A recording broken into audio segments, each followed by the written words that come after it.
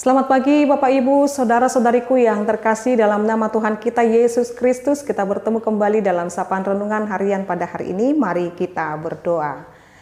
Kasih karunia Tuhan kita Yesus Kristus, kasih dari Allah Bapa dan persekutuan Roh Kudus, itulah kiranya menyertai kamu. Amin. Firman Tuhan untuk kita pada hari ini Bapak Ibu, yaitu yang tertulis dalam Matius 5 ayat 10. Berbahagialah orang yang dianiaya oleh sebab kebenaran, karena merekalah yang empunya kerajaan sorga. Demikian firman Tuhan untuk kita pada hari ini Bapak Ibu, yaitu yang tertulis dalam Matius 5 ayat 10. Berbahagialah orang yang dianiaya oleh sebab kebenaran, karena merekalah yang empunya kerajaan sorga. Demikian pembacaan firman Tuhan. Bapak Ibu saudara-saudariku yang terkasih dalam nama Tuhan kita Yesus Kristus. Yesus tahu bahwa banyak orang di dunia tidak mau hidup menurut perintah-perintah Allah. Ini yang diketahui oleh Yesus tentang dunia.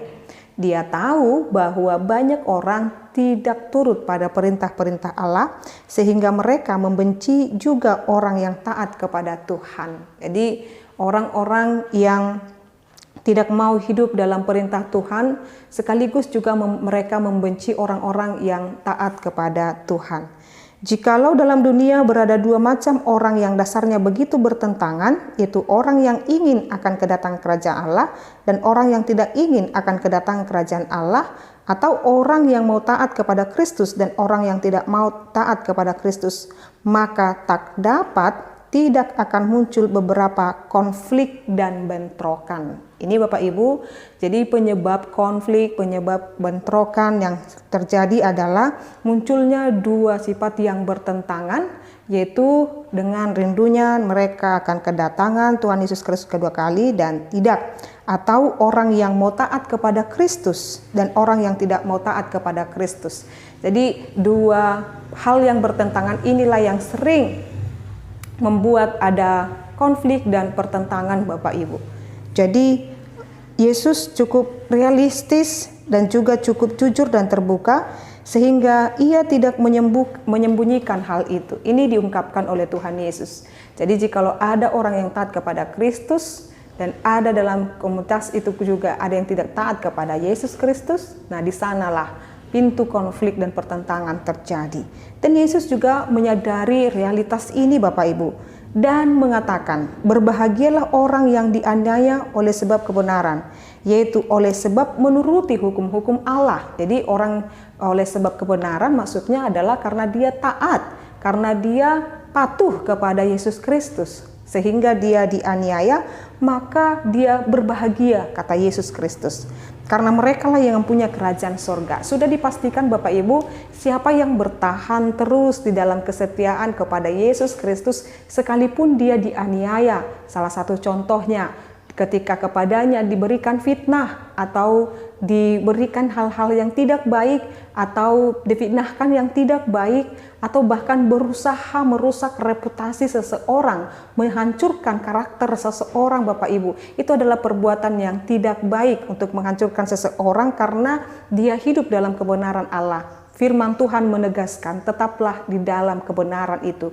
Sebab berbahagia orang yang dianiaya oleh karena kebenaran, oleh karena taat kepada Yesus Kristus. Karena orang yang dianiaya itu akan empunya kerajaan sorga.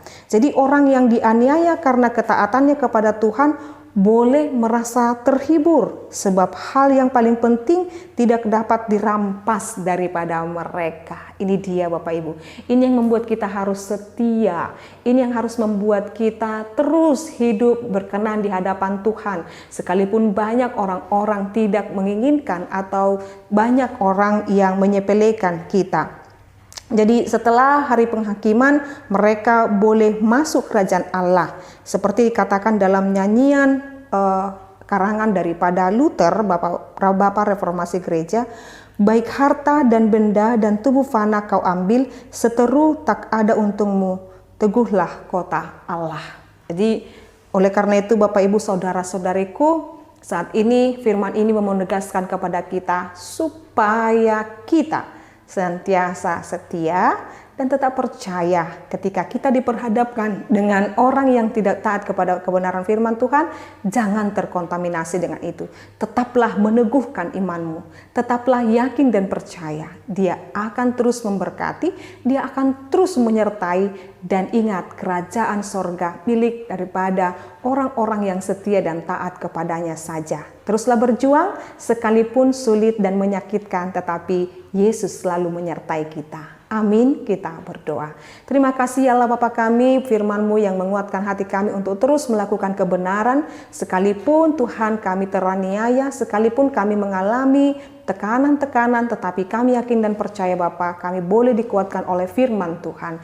Terima kasih Tuhan, biarlah orang-orang yang sedang memperjuangkan kebenaran, orang-orang yang sedang menegakkan kebenaran, bahkan di negara kami Indonesia ini, baik yang dalam hukum atau bahkan pemerintahan, Tuhan menyertai, membimbing, memberkati mereka. Dan penegak-penegak kebenaran dimanapun berada saat ini, entah itu di tempat pekerjaan mereka, di pelayanan mereka, atau bahkan di rumah tangga mereka, Tuhan kiranya memberkati dan membela mereka Tuhan. Kami yakin dan percaya Engkau menguatkan hati dan pikiran kami.